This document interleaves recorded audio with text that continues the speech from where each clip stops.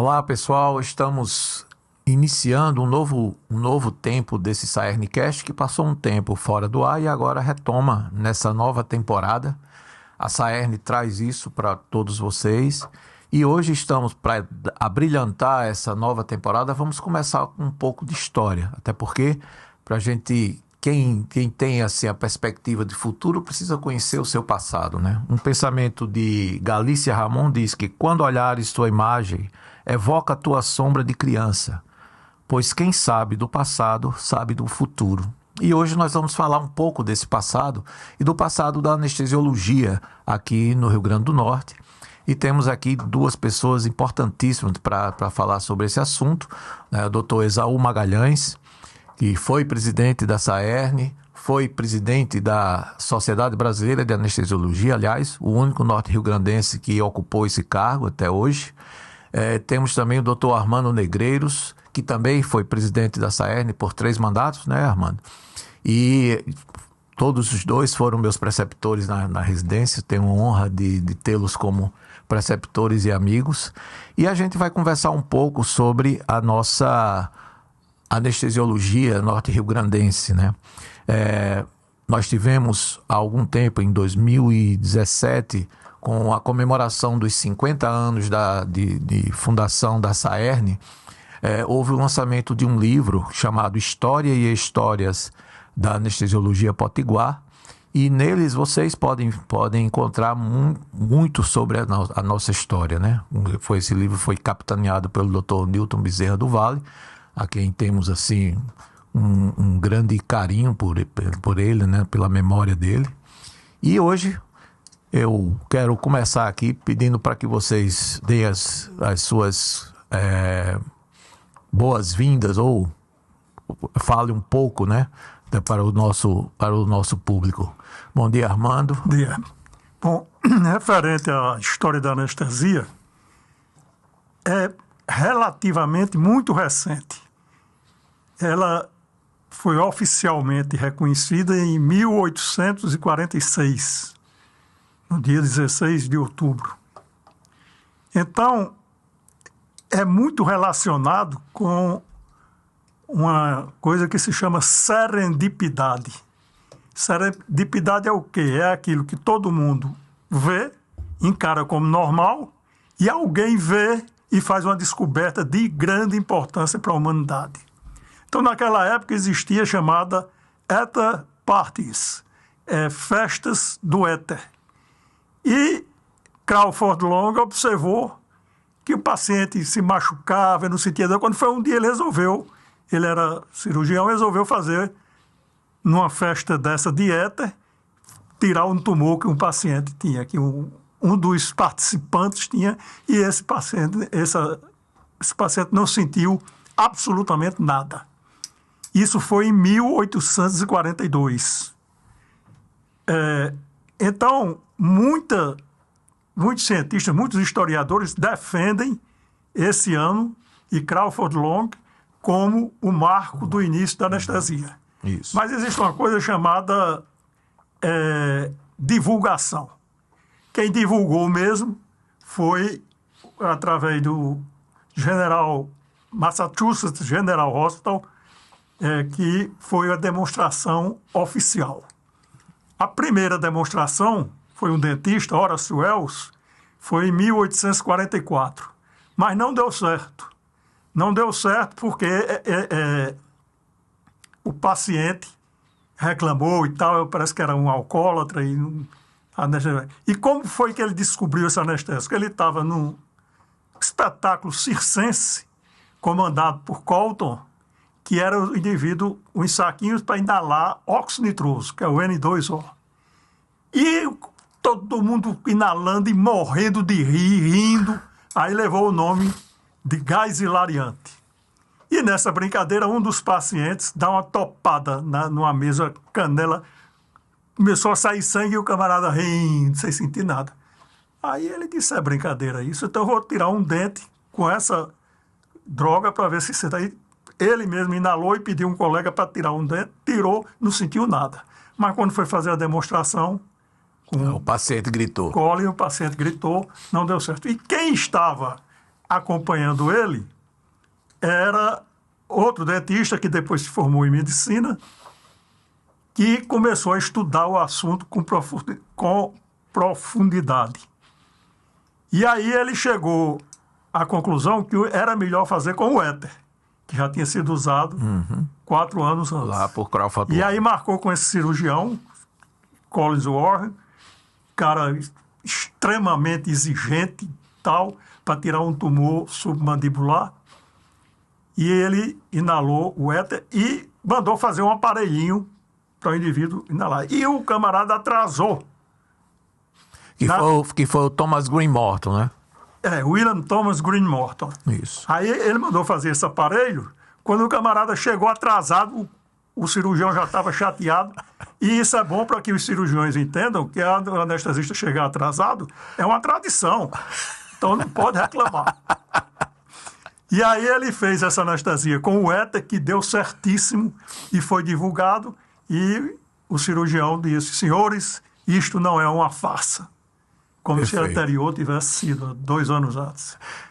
E logicamente, depois daí, a coisa... Aí começou a ser usado desenvolveu, né? E tal. Agora, só para encerrar essa minha parte, antes dessas descobertas, era um terror. Era álcool, o indivíduo tentava embriagar o outro para fazer uma cirurgia, até concussão cerebral, uma paulada na cabeça, acontecia para o indivíduo não sentir dor. Amarravam ele todinho numa mesa, cirurgia era feita publicamente, com os populares ajudando. Era um terror, um verdadeiro terror. E o cirurgião tinha que ser super rápido, né? O cirurgião rápido, então tinha um cirurgião, Liston, que ele fazia uma amputação em 3 minutos. E ele se dizia o raio da cirurgia, que era extremamente rápido. Muito bem. Doutor Esaú, suas considerações iniciais aí sobre essa grande história nossa, né? Antes de mais nada, agradecer o convite de vocês da Saerne, que se lembraram aqui dos 2 velhinhos, né? Que hoje é muito comum a negada deixar a gente de lado, mas tudo bem.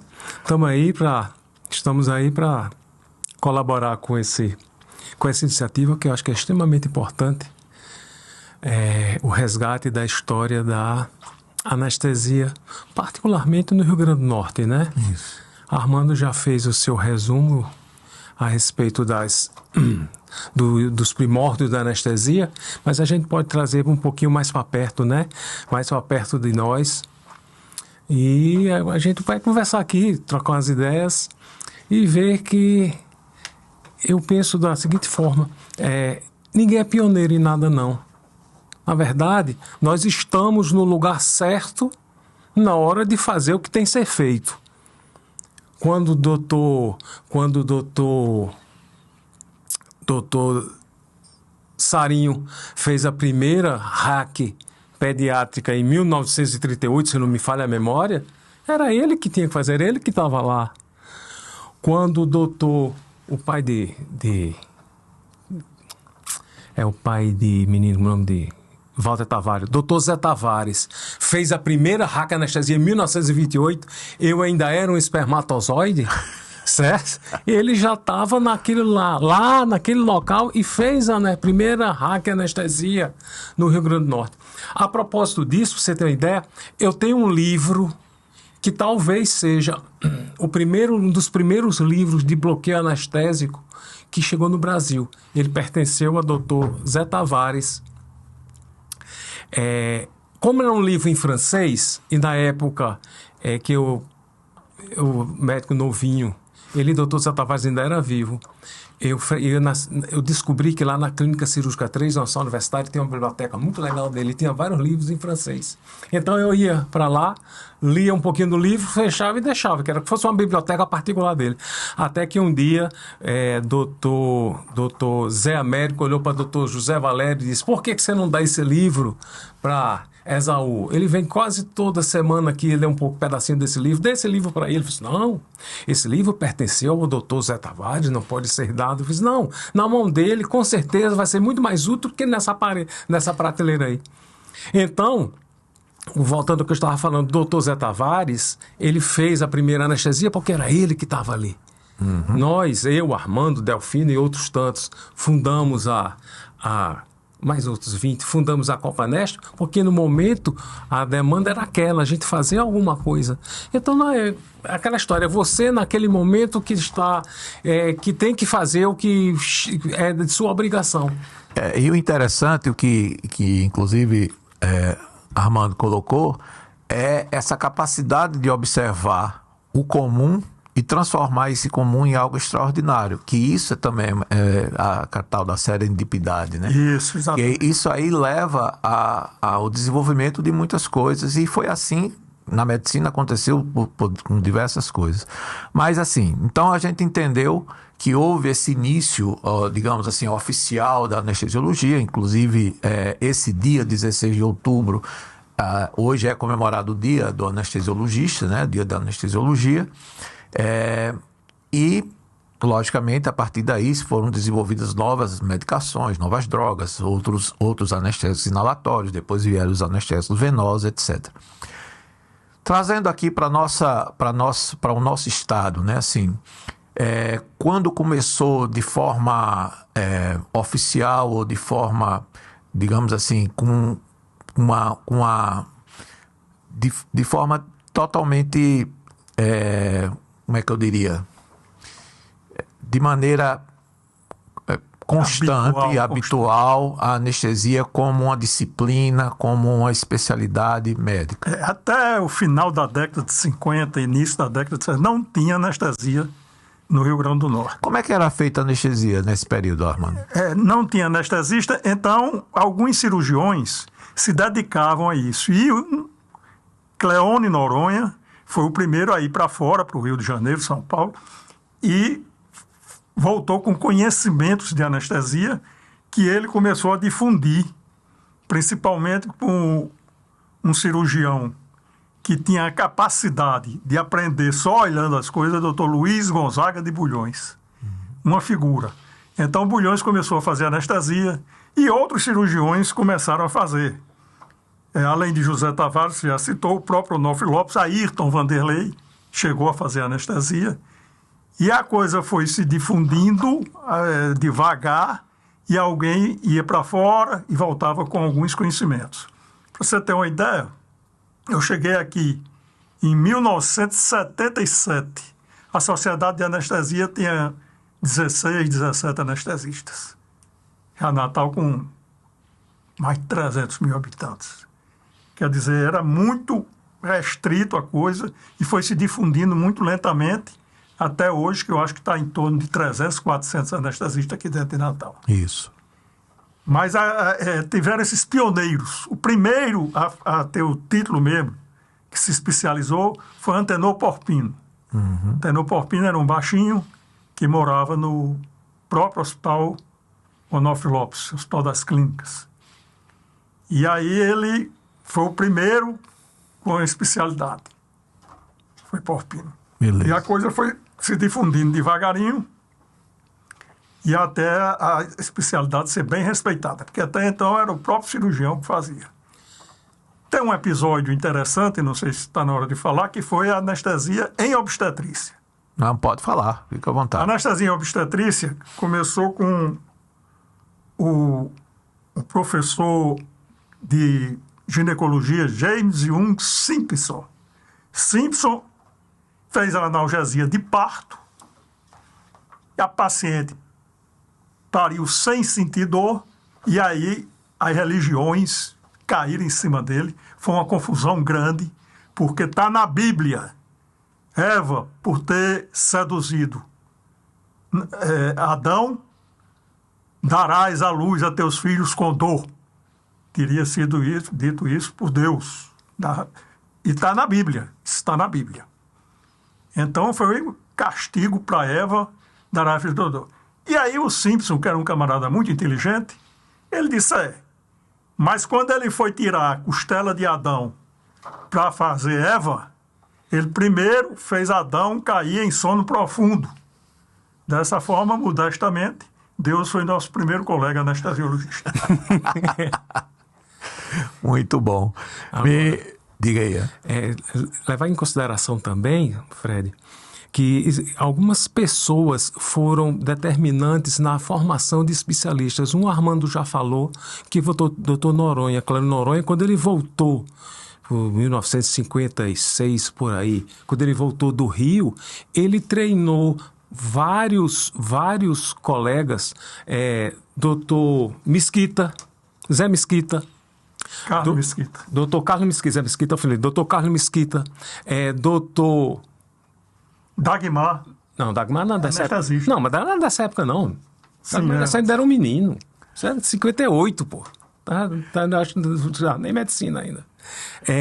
Doutor Mesquita, doutor Edmilson Fernandes. Teve uma época, quando eu comecei a trabalhar, que a gente existia em Natal vários cirurgiões que faziam anestesia. Eu não entendi assim por quê. Por que esses caras são cirurgiões, são anestesistas? Porque aquela época em que o cirurgião anestesiava e operava já tinha ficado um pouquinho mais para trás. Uhum. Então, foram esses colegas, doutor Edmilson, doutor Mesquita, doutor Bulhões, todos eles foram encaminhados para a anestesia através do doutor Clânio Noronha, quando ele veio do Rio de Janeiro. Então, talvez tenha sido o primeiro professor de anestesia do Rio Grande do Norte, foi esse cidadão. Foi professor da gente na faculdade e ele estimulou a especialização. A partir daí, foi quando começaram a surgir os colegas saírem para fazer residência fora, e quando voltavam, traziam novidades. E um dos primeiros foi justamente Dagmar, né? Que foi fazer o curso e retornou como especialista. E também, você falando sobre a questão da formação, nós sabemos que você participou da formação de muitos anestesistas, inclusive eu, né? Bom, era Zé Delfino, que era Delfino, meu irmão, que era o responsável pelo CET. Uhum. O CET da gente, eu tenho a impressão... O CET da gente tem uma história interessante. Quando nós... A gente se costuma falar, Fred, das coisas acontecerem, mas ninguém fala das dificuldades. Para você ter uma ideia, a SBA, ela autorizava o funcionamento de um centro de ensino e treinamento e você tinha 3 anos para implementar, para fazer com que ele funcionasse. Nós passamos 3 anos pelejando. Olha, a quantidade de gente que botou areia, termo certo é isso, para esse negócio minha frente, não foi pequena, não. Eu fui com o Zé Delfino a um hospital conversar com um colega, pedir o apoio dele. Delfino explanou, olha, a minha ideia é fazer isso assim, assim. O que é que você pode me ajudar? Ele disse, Delfino, eu não tenho interesse em ajudar em nada. Tá certo? Então, foi o que aconteceu. Nós ficamos batalhando para que o centro de ensino e treinamento saísse.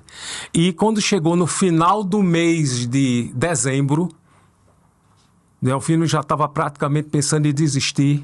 Eu disse, Zé, nós só temos até o dia 31 de dezembro, é o prazo final. Então, os primeiros residentes da gente, que não me falha a memória, foi Lúcio Flávio e Gilton, acho que foi. Esses, em 1989, se não me falha a memória, foi 89, eles assumiram. Eu comuniquei, a parte da burocracia com o SBA, quem fazia o pré-Delfino era eu. Eu comuniquei no dia 31, mandamos a Saerne, encaminhou os nomes dos residentes, porque se a gente não mandasse até o dia 31, a licença da gente de funcionamento desapareceria. Então, eles assumiram oficiosamente, assinaram o documento, mandamos para a SBA, e a partir do dia 1º de março, que era o dia que normalmente começavam os CTs da SBA, os 2 meninos, Gilton, que não era tão menino nessa época, já tinha sido aquele negócio, meu nome é fisiatra, era fisiatra já, e Lúcio Flávio, irmão de Newton, irmão de Newton, foram os dois primeiros residentes. E a partir daí, então a dificuldade foi muito grande para a gente implantar esse... Sempre quando a gente fala em educação, sempre nós temos muita dificuldade, né? Mas assim, o que eu acho interessante é justamente esse essa insistência, essa persistência, né, desse grupo que formou vários anestesistas que estão aí, né? Então, inclusive, a gente agradece muito essa capacidade de ir para frente que vocês tiveram naquela época, né? A propósito... Voltando à anestesia em obstetrícia, sim. Eu ainda alcancei, que eu cheguei aqui em Natal em 77, em 78 eu fui trabalhar na maternidade escola Januário Cico, Isso. Dirigida pelo ilustre e saudoso professor Leide Moraes. E nessa época, Edmilson, ele dava plantão na obstetrícia e na anestesia. Então, os plantonistas eram João Bosco, José Rocha, José Leni e Edmilson. Aí entrei eu. Então, a escala era Armando, Bosco, Rocha, Edmilson e Leni. Desses 5, só tem quase vivo eu. O resto já foi. Infelizmente... Deixaram muitas saudades. Armando, uma parte só. A propósito de doutor Edmilson, um colega que me ajudou muito. Por conta dessa escala dupla que ele tinha, quando eu me formei em 78, certo? Acontecia de coincidir o plantão dele da obstetrícia com a anestesia. Até que ele fazia, ele passava o plantão, ele me pagava um cascaiozinho, né? Eu ia para Januário Cico, fazia anestesia e ele operava. Quando apareciam pacientes do segundo andar, que eram os pacientes eram os privados os particulares, os privados da época, o que é que ele fazia? Ele chamava João Bosco em casa, ele operava e João Bosco anestesiava. Mas o dia a dia, grande movimento da gente, que nessa época era INAMPS, e tinha também, tinha muito negócio, até um termo pesado, chamava-se indigente. Eu fiz muita anestesia de graça no Varela Santiago, em troca, nos pacientes indigentes, em troca de fazer as anestesias. Eu tinha a prioridade de fazer anestesias da época do chamado INAMPS, certo? Agora, em contrapartida, doutor Marconi que ele pedia que eu fizesse os não contribuintes. Isso durou até mais ou menos 80, 81, ainda tinha muito não contribuinte. Aí, a partir daí, a coisa começou a modificar, aí aos poucos foram desaparecendo. Normalmente, a maioria desses indigentes não eram só da capital, como era muita gente do interior. Aí, com a implementação do sistema do Fundo Rural, aí isso melhorou. Mas até 80, 81, a gente fazia muita anestesia, como o advogado chama, pro bono. Era pro bono, não tinha o dinheiro, não. E aí, Armando, com relação à obstetrícia, lá na maternidade Januário Cico, como é que foi esse processo? Pois é, só um histórico mais para trás, com essa grita dos religiosos que aconteceu que a Rainha Vitória, para dar à luz ao príncipe Leopoldo, no dia 7 de abril de 1853, foi sob anestesia. Aí a anestesia em obstetrícia pegou mesmo, porque o pessoal dizia anestesia à la reine, anestesia à moda da rainha, ou seja, para parir sem sentir dor. Que a rainha tinha feito isso, ele queria ser igual a rainha. Então, na Januário Cico, como o Esaú falou, nós tínhamos o térreo, que eram os pacientes que não tinham nada. Porque hoje todo mundo tem Previdência Social, é unificado o SUS. Tem o SUS. Mas na época tinha gente que não tinha. Não pagava, não tinha. Aí tinha o primeiro andar, que era quem tinha Previdência. O térreo era indigente chamado. O primeiro andar é quem tinha Previdência. E o segundo andar era paciente particular ou de plano de saúde, que era muito raro na época. A Unimed foi criada em 1978.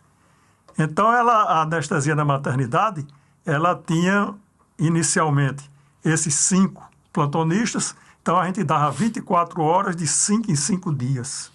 E permutava de 12 em 12, e só podiam 2 tirar férias, que a gente dava 24 horas de 3 em 3 dias, os 3 que ficavam. E esse quadro foi aumentando, depois entrou Ovídio e tal. E foi Adelmaro. E aí a maternidade sempre teve anestesista 24 horas da década de 70 para cá.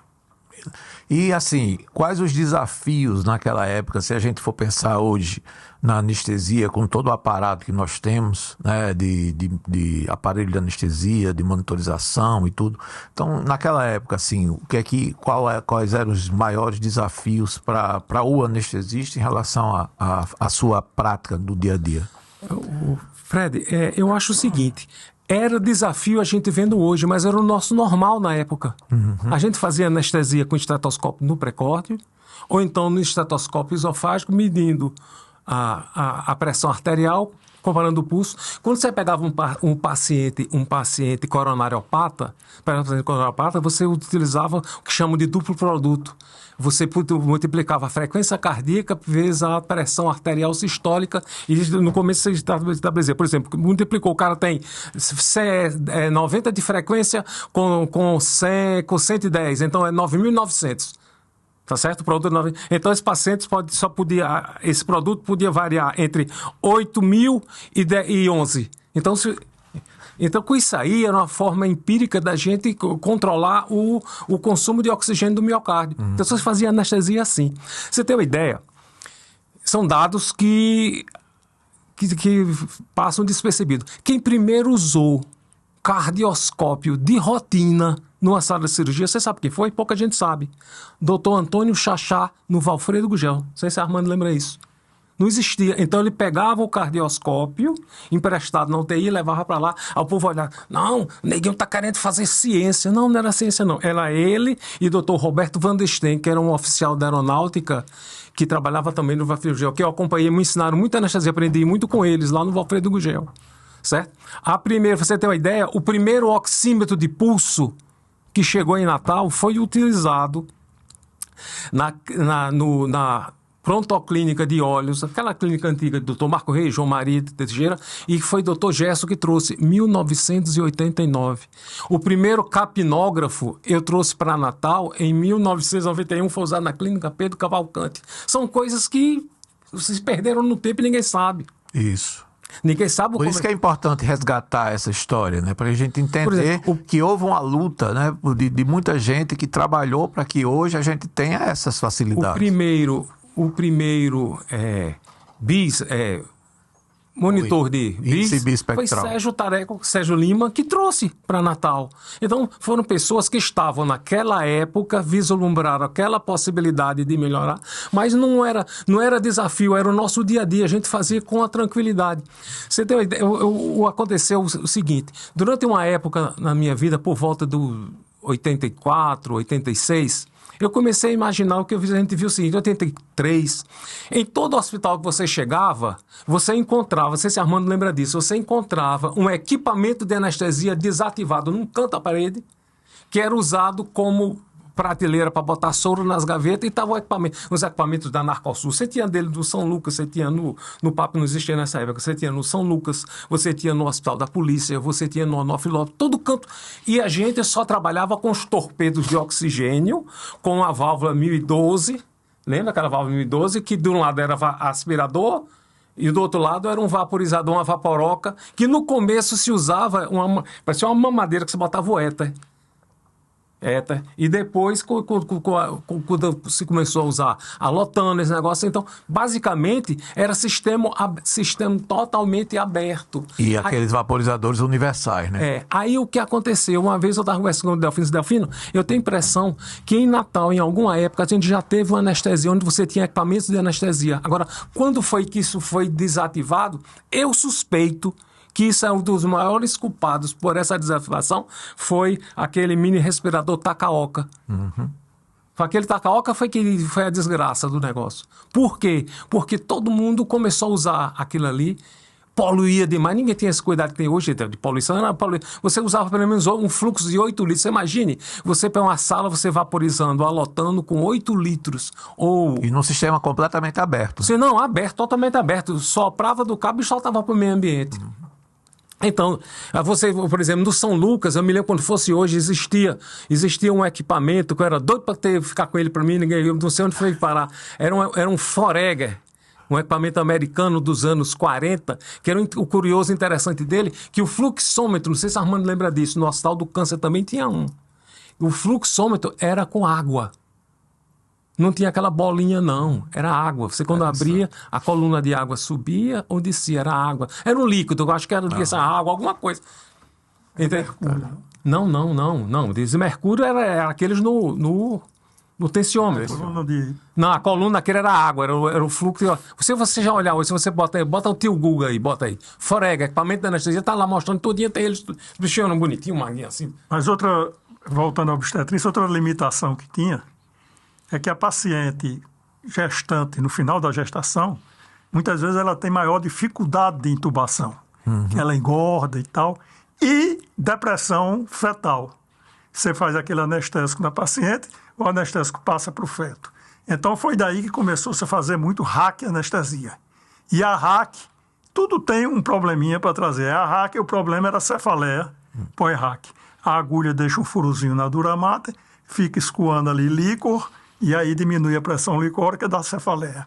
Aí começou-se a usar a peridural, que não dava cefaleia, dava uma excelente analgesia, e o feto nascia muito bem, e aí foi uma tranquilidade. Até hoje...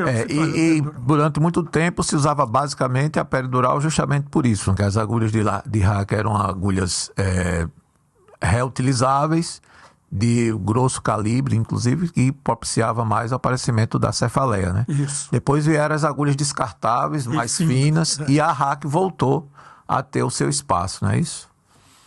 Importante também em relação a essa... Só para terminar, que a grande vantagem da peridural é o uso do catéter.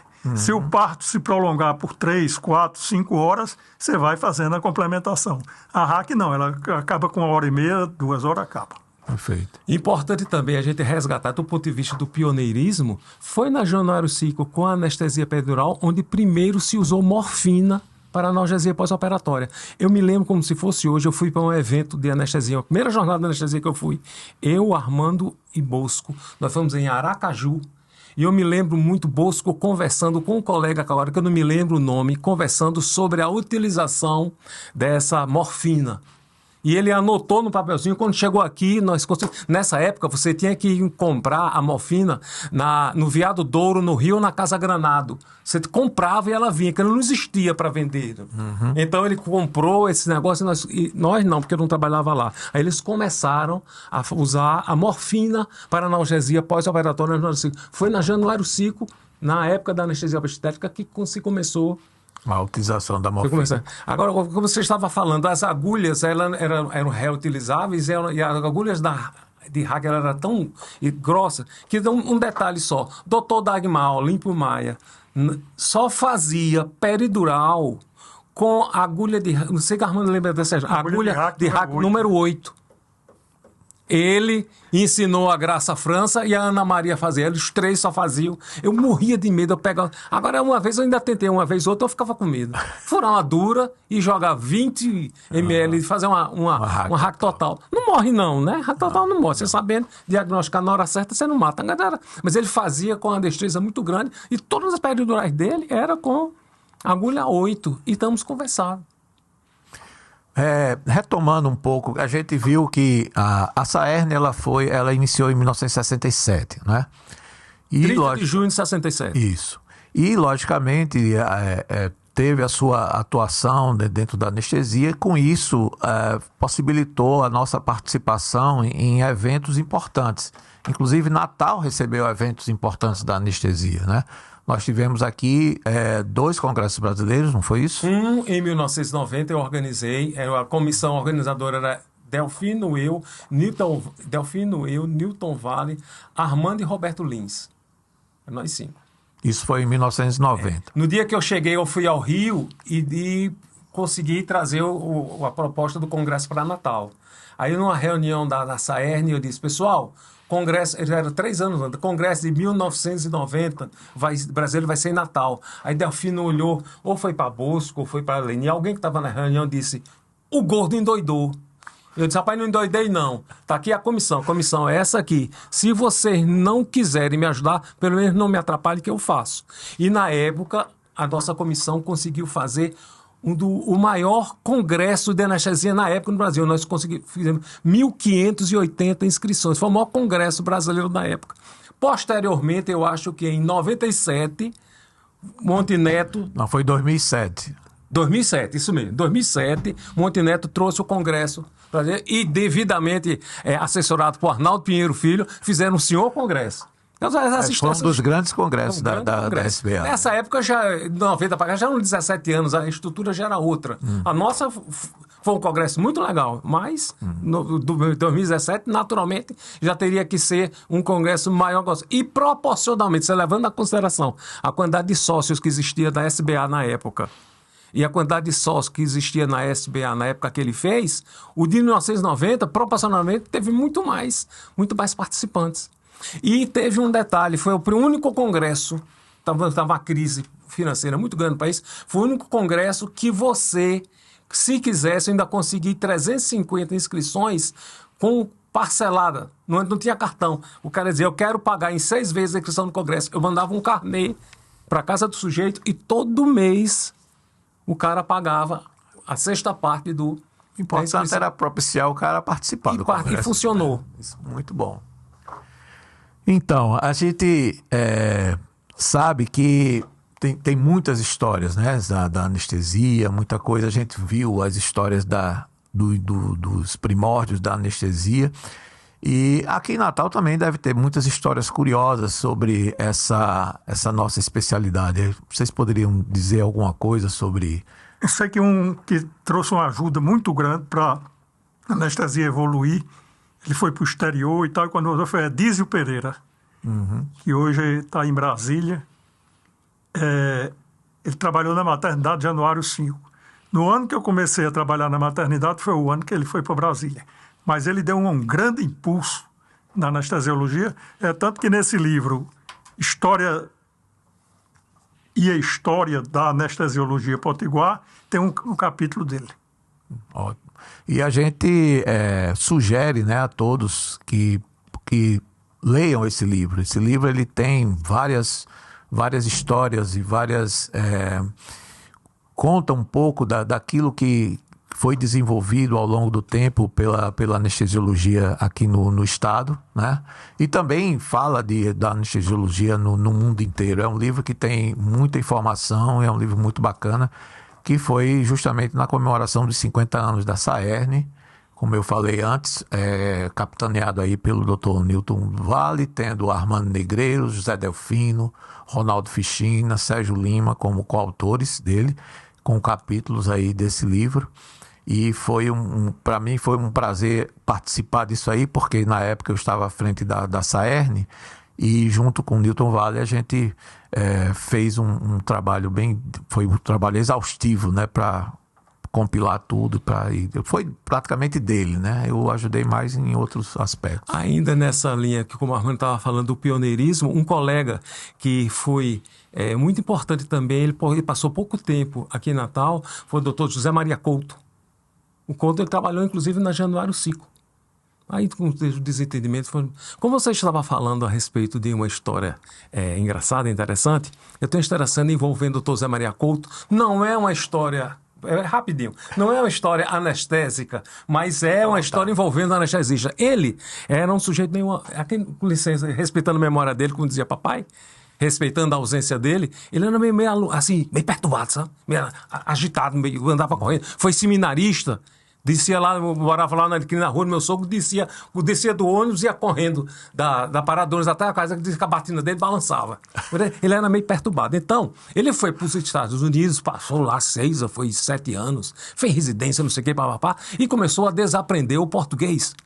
E falava português, quando voltou para o Alecrim, a mãe dele criava goiamum. Tá certo? A mãe dele criava um tanque de goiamum em casa, ele falava com a orelha trocada assim, aí ele olhou assim, foi lá no tanque dos goiamum e eu disse, mami, que bicho será esse? Aí botou o dedo assim, quando botou o dedo, goiamum pegou no dedo dele, plantou os dedos, solta goiamum, fela da puta. É a história relacionada com o anestesista, mas... Que tem se lembrou o nome? Não lembrou-se na hora. Falou português ligeirinho com sotaque nordestino. Bem ligeirinho, né? Bem ligeirinho. A memória veio assim rapidamente. Eu conheci ele, rapaz, ele tinha ele foi o pioneiro do Brasil. Inclusive, eu fiz várias anestesias ainda nessa época, chamada anestesia quantitativa, anestesia com baixo fluxo de gases. Sim, sim. Certo? Ele fazia. Eu digo isso que eu vi ali em Brasília, ele fazendo anestesia com éter venoso. Você já ouviu falar nisso? Eu não. Éter venoso. Fazia anestesia com procainamida na veia, que eles, essa técnica que usa na Argentina. Eu vi ele fazer lá em Brasília. Ele era um pesquisador, um cara extremamente inteligente. Uhum. Tão inteligente que não se cuidou e morreu de infarto numa caminhada aos, tinha nem 60 anos, 50 e poucos anos. Morreu novo. Morreu novo, né? Então, mais alguma coisa que o senhor pode falar pra gente, doutor Armando, sobre essa trajetória aí da anestesia? A gente sabe assim que na anestesia obstétrica os desafios são muitos, né? Principalmente porque a gente tem ali o binômio mãe-feto que estão envolvidos diretamente na nossa atuação como anestesista, né? E assim, com relação ao uso da anestesia geral, ou antes, logicamente, do advento dos bloqueios, se fazia com anestesia geral, né? E como é que era essa... Hoje a gente, logicamente, se faz, mas é mais uma situação de exceção, né? Começou com agentes inalatórios. O primeiro deles foi o éter e depois passou-se a usar o metoxflorano, como tinha toxicidade renal, passou-se a usar o enflurano. O alotano causava hipotensão e outras coisas, não se usava mais. E aí foi nessa evolução, sempre aparecendo drogas novas e as drogas venosas. Ainda das inalatórias tinha o clorofórmio e das venosas são os opiáceos, derivados da morfina. Então isso aí foi uma evolução muito grande, porque você diminuía a quantidade de inalatório, prolongava a analgesia da paciente, e aí a coisa foi evoluindo de uma forma que o mais importante é dar atenção ao feto, que pode nascer deprimido, você ventila o feto, se for o caso, artificialmente ventila o feto, e a mãe também sai muito bem, tranquilo. Então, a coisa hoje que é rotina, praticamente rotina. Tem aqueles que ainda são retrógrados e não aplicam, preferem sem anestesia. Uma certa época, só complementando um pouquinho o que o Armando falou, uma certa época se usou muito no Brasil um negócio chamado mistura azeotrópica. Não sei se você lembra disso, Armando. Era uma mistura de 66,66% de éter com 33,36% de alotano. Certo? Então se usou muito isso também. O alotano ele foi interessante na anestesia porque foi o único anestésico que foi sintetizado por encomenda. A comunidade científica chegou e disse: qual é o anestésico ideal? Ele tem que ser isso. Deu aquele, e chegou para os cientistas, os pesquisadores, querem um anestésico assim. E eles fizeram um alotano. O alotano era o anestésico espetacular. Não fosse Problema hepático. O problema hepático, a toxicidade hepática. E também propiciava muita arritmia, né? Não é a arritmia com alotano, a anestesia mal feita. Justamente. Anestesia mal feita. Veja bem. Se todo mundo sabe que se você sobe o nível de adrenalina, certo? Você junto com a halogenato, seja qual for, o paciente tem arritmia. Com esses de hoje tem menos. Então o que acontecia? O cara deixava o paciente em pressão espontânea, retendo CO2 colotando, a arritmia na certa. Mas se você fizesse com cuidado e ventilando direitinho, você tem uma ideia, eu até hoje 99% da minha anestesia é anestesia pediátrica. Então eu só induzo criança com estetoscópio no pré-corte. É por um motivo muito simples. Desde a época que a gente trabalhava com alotano que eu tenho esse costume. Por quê? A gente sabe que na criança, por conta da espessura da parede torácica, você consegue detectar com muito mais facilidade o abafamento de uma bolha do que num adulto. Então, se você está fazendo uma anestesia numa criança e o coração está lá, pum, pum, pum, pum, se ele fizer pum, pum, pum, pum, a frequência não caiu, mas abafou, pode se preparar que já já ele vai fazer uma bradicardia. Isso aí, no cardioscópio, no oxímetro e no capnógrafo, tem o que os caras chamam de nome chico, delay. Tem um retardo de tempo para você. Agora veja bem, 30 segundos a 40 segundos de retardo no momento de uma reanimação cardiorrespiratória é crucial. O cara parou, você tem 2, 3 minutos para... Então, se você o cara já bradicardizou durante 30 segundos, quando você for descobrir, o cabo já está com o pé na cova, meu amigo. Você tem aí mais ou menos uma monitorização em tempo real. Você monitoriza em tempo real. Você está aqui. Agora, induzir, eu boto aqui, que tem os aparelhos. A turma hoje, não é falando mais dos meus colegas mais novos, mas a turma hoje tem mania de anestesiar os aparelhos, né? Fica olhando para os aparelhos. Quando uma vez eu fazendo residência com Gedir, era nosso residente, eu cheguei para Gedir e... Gedir, hoje você vai fazer anestesia com estetoscópio, tensiômetro, e eu vou botar os monitores aqui pro meu lado, você não vai ver nada. Não sei o que, não. Um dia que você estiver num canto e não chegar no hospital e os aparelhos estiverem quebrados, você vai anestesiar como? Não é emergência. Tem que saber como é que você faz. No Varela Santiago, um tempo desses atrás, nós tínhamos um residente, eu já não era mais, já era residente já desses meninos que estão hoje no Onofre Lopes, que eu fiz aquela residência do MEC em 2004, passei até 2014, depois eu saí, entrou Marcos Vinícius, já era do pessoal, os que já estagiavam com esse menino mais novo que estão lá. Esqueci o nome dele agora, infelizmente. Hoje quem é responsável da residência lá é o Wallace. Pronto, já era o Wallace. Então tinha um rapaz muito inteligente, muito interessante, cara, muito gente boa. Eu entro na sala e disse, doutor Esaú, esse capnógrafo está com defeito. Eu cheguei e disse, por quê? Não, porque não está saturando, não sei o que. Eu cheguei assim, a moda antiga, né? Peguei, apertei os dedos do menino, do roxo. Rapaz, esse menino está com hipóxia. Peraí. Aí ele chegou e disse, doutor, o que foi, filho? Era uma cirurgia de otorrino, para variar, né? Ele disse, o que foi? Eu disse, ou o otorrino está comprimindo o tubo, ou ele estubou. Ele disse, não estou comprimido não, então está estubado. Aí ele chegou e disse... E agora, doutor Esaú? Agora lascou tudo. Ele fez, ai meu Deus, o que é que eu vou fazer? Calma, deixa que eu resolvo. Fui lá, aspirei, tirei, botei o tubo no canto. Aí um dia eu cheguei na sala e disse, hoje, como você está dizendo com o capnógrafo, no mesmo dia, na anestesia seguinte, ele ainda estava nervoso, estressado. Chegou e disse, a próxima anestesia o senhor vai fazer sem capnógrafo. Disse, não, doutor, não vou fazer. Mas por que você não vai fazer, filho? Porque ser um capnógrafo, eu me sinto nu. Olha só. Mas tudo bem, deu tudo certo. Mas é o tipo da coisa, que você tem a tecnologia e você realmente começa a utilizá-la, você vai colocando isso no seu dia a dia.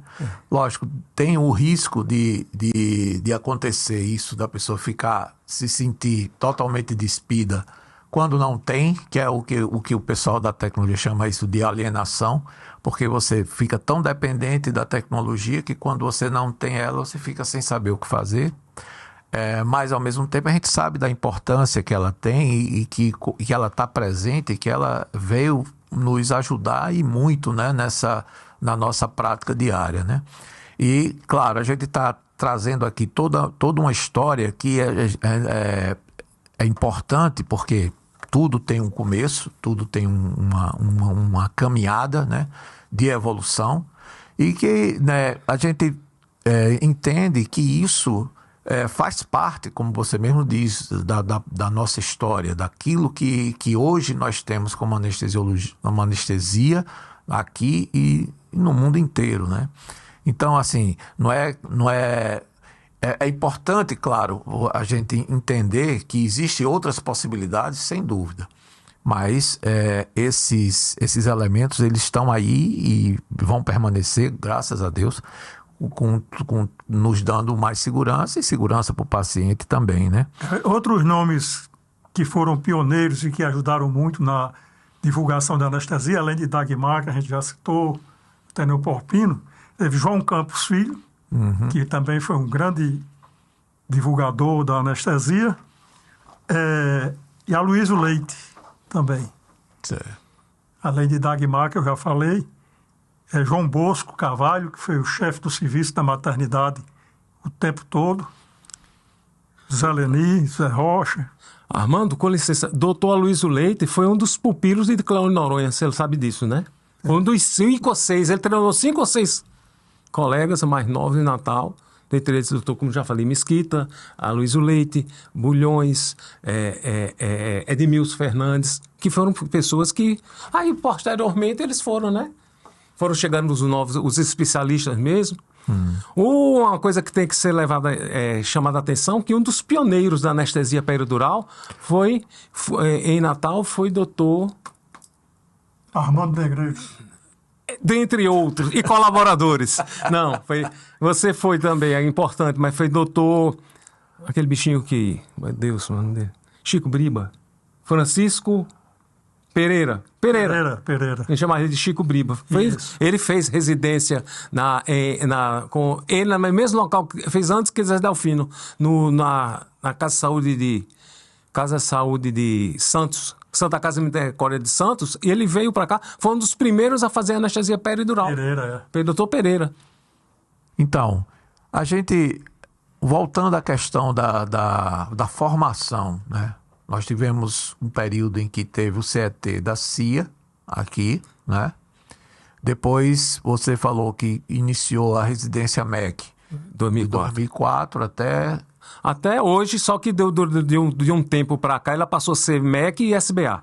Passou do ano passado para cá. Eu não consegui fazer dela CET, porque na época, foi a época que as pessoas começaram a se aposentar, eu não tinha mais TSA suficiente para fazer. Teve uma época em Natal que os TSA era Dagmar, Delfino, eu, Armando, Newton Vale.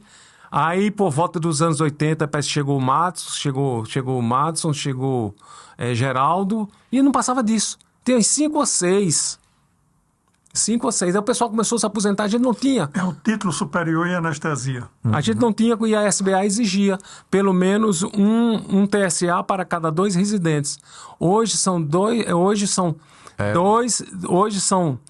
Ele exigia 2 TSA para cada residente. Hoje, ao contrário, é 1 para 2. Inverteram, né? Aquela história.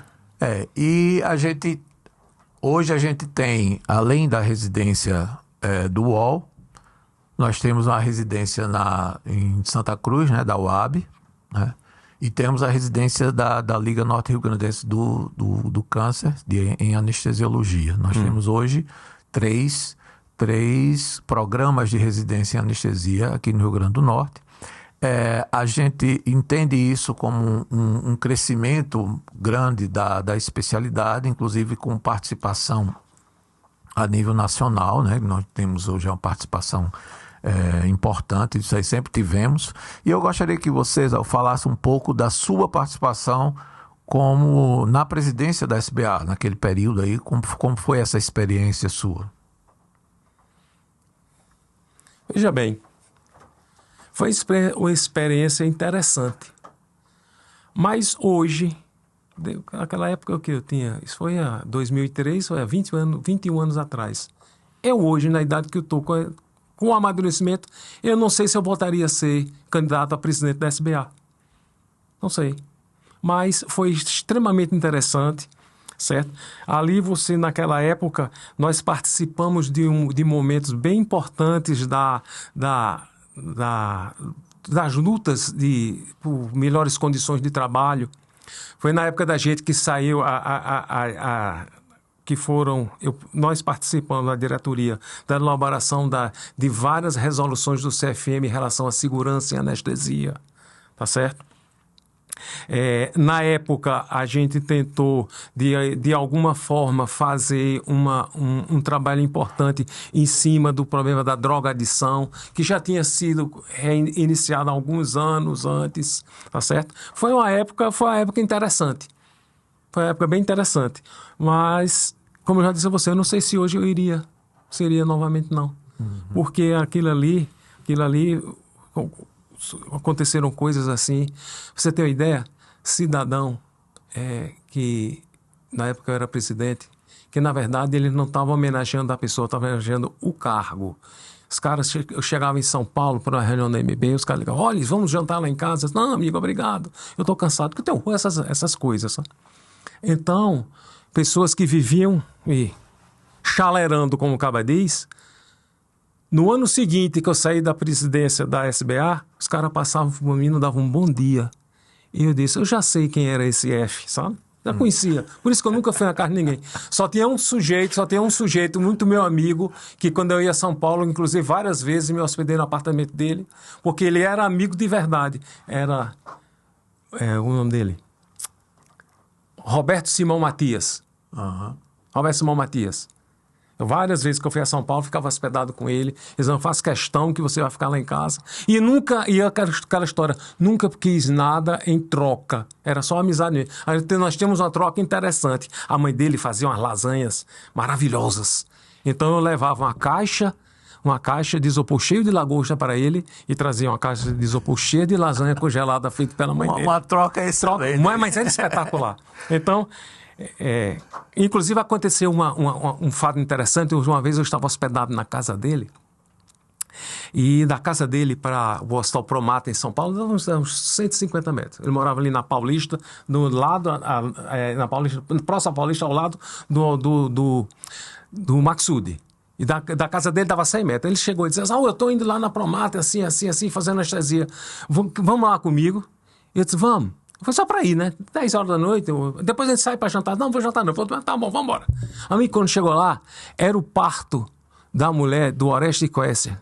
Era uma confusão também. Tinha tanto segurança, tanta fiscalização, que eu cheguei para ele e disse, Matias, eu vou voltar para casa, tu vai fazer tua anestesia, que depois a gente resolve daí que a gente janta. Ele foi chegar, isso era 10 horas da noite, eu fui chegar em casa, era quase 2 horas da manhã. Eita. Era o parto da esposa do governador do estado. E um fato também é que, ao longo do tempo, a sociedade ela foi tendo os seus congressos, as suas jornadas locais, né? Jornadas locais, aqui a jornada de anestesia do Rio Grande do Norte. E isso também foi para o interior do estado através da jornada de anestesiologia de Mossoró, a JAN, né? Com licença. Através de ficina. Peraí, com licença. Vamos botar os pontos nos is.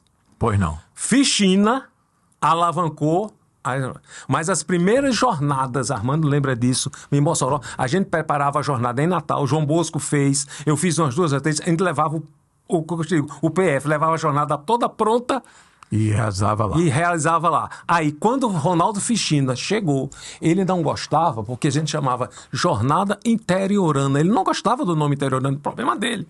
Era a primeira jornada interiorana da anestesia. Nós fizemos em Caicó, fizemos em Currais Novos, fizemos em Mossoró, sempre fazia um rodízio. Então, várias jornadas em Mossoró, a gente levava e colocava na programação 2 ou 3 colegas de Mossoró que se prontificavam. Eu me lembro bem que Valmir Anunciato da Silveira, Frederico Miranda, Dr. Clóvis Miranda, eram pessoas de lá. Pioneiro Gastão. Doutor Gastão, ele participava das jornadas, mas ele nunca gostava de participar da programação científica. Mas pelo menos esses 3 que eu me lembro agora, eles participavam, eles já levavam o negócio pronto, arrumado. Inclusive, fizemos umas 2 jornadas muito legais lá no Hotel Termas. Bosco fez uma naquele hotel, com o nome... Vila do Príncipe, foi um lá em Currais Novos. Aquele hotel que tinha, o maior hotel que tinha em Mossoró, no centro da cidade, esqueci do nome agora. Fizemos uma jornada de anestesia lá, em várias jornadas. Aí, com a chegada de Fichinda, que é um cara batalhador, né? Ele, a partir daí, ele fez a primeira jornada, que não foi a primeira, mas tudo bem. Primeira jornada mossorense, e a partir daí, vem até hoje, sob a batuta dele, que é um cara que... e se tornou uma jornada bem tradicional e de uma boa participação, né? É feita a cada 2 anos. Armando também já participa desde o início, né? Tanto das que eram daqui. Eu fui presidente da SAERN 3 vezes, fiz muita jornada em Mossoró. E o que me estranhou foi isso. Quando ele foi contar, eliminou umas 6 ou 7 que já tinha visto lá atrás. Mas faz parte. Faz parte. E a gente... Com licença, talvez ele nem tivesse conhecimento, porque ele não era anestesista de Mossoró, ele chegou depois. Isso. Eu não me recordo dele ter participado como convidado da ele gente. Chegou depois. Foi, nenhuma dessas jornadas. Eu morava em Mossoró também. Tá certo, é isso mesmo. Não cheguei nem a ver as demais, jornadas, né? É.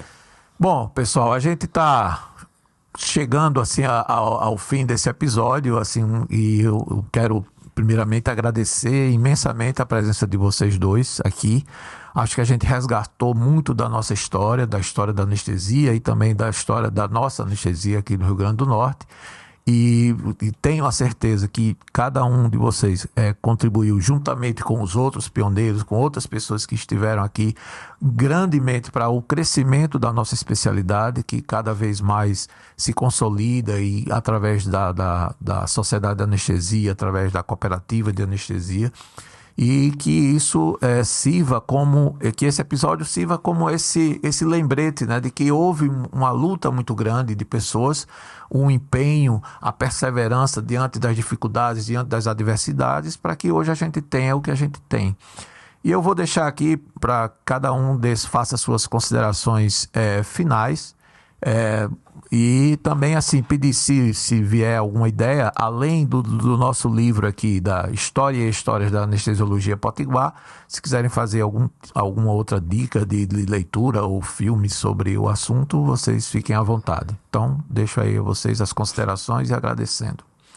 Só um detalhe que eu fiz meu curso de medicina no Rio de Janeiro. Você podia fazer o 5º ano numa especialidade que você escolhesse, desde que não faltasse as aulas.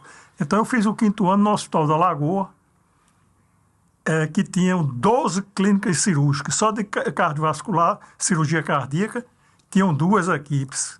Quer dizer, eu já estava bem preparado. O 6º ano eu fiz no Instituto Nacional de Câncer. Não, o 6º ano eu fiz no Hospital da Lagoa também. Aí já me considerava pronto para fazer anestesia e vim para Natal, sem a residência. Aí Dagmar disse, volte e faça sua residência, que pode fazer falta posteriormente. Eu segui o conselho dele, voltei, e o ano que eu fiz a residência foi em 76, foi o último ano, que era só um ano a residência em anestesia. A partir daí passou para 2, hoje são 3. Isso. São 3 anos de residência. Então foi muito bom, porque eu cheguei aqui em Natal, depois tive que sair para assumir um concurso que eu tinha feito lá no Rio, fiz outro para professor da universidade, e já me aposentei desses 2 aí como autônomo. Bom, as minhas últimas palavras, pelo menos por enquanto, Que fique claro, né? é que fique claro para todo mundo que nós, eu, Armando e uns tantos outros, alguns já se foram, né? Que lutaram muito para desenvolver a anestesia do Rio Grande do Norte, nós não temos, nosso mérito é relativo. Nós estávamos lá na hora para fazer e fizemos o que tinha que ser feito. Como é obrigação, hoje em dia, quem está à frente das coisas, continuar tocando o barco. A situação está ficando cada vez mais complexa, está ficando cada vez mais difícil, certo? Mas nós não fizemos nada a não ser cumprir com a nossa obrigação. Cumprimos com a nossa obrigação, uns mais, outros menos, outros nunca tiveram interesse em fazer, mas cada um pensa do jeito. Tá certo? Então a minha palavra é exatamente essa. Eu não fui pioneiro de nada. Eu apenas estava naquele momento e cabia a mim fazer o que coube a mim fazer o que a minha consciência ditou. Então aí vamos em frente, né? Obrigado, agradecer mais uma vez pelo convite. Muito obrigado também pelo convite. Ainda temos mais 1 minuto e 56. Passo a palavra para o senhor. Obrigado. Bom, pessoal, muito obrigado aí para vocês. E também agradeço a quem está nos ouvindo aí, porque assim, a gente pede, né, que vocês realmente possam ler esse livro. Quem não tiver ele aqui em Natal, pode procurar a Saern, que nós temos vários exemplares lá que a gente pode oferecer para vocês. E a gente espera que essa temporada do SaernCast ela seja bem profícua. Começamos com o pé direito, com esse nosso bate-papo aqui sobre a história da anestesia. Brevemente teremos um novo episódio vai ser divulgado tanto no YouTube como nos streams de áudio, para que vocês possam ouvir e possam curtir com a gente, que a gente quer isso. A gente quer conversa, uma conversa informal e falar um pouco sobre a nossa especialidade e trazer essa possibilidade de estarmos mais juntos, né? Nós da Saern com cada um de vocês que nos escuta. Muito obrigado e até a próxima.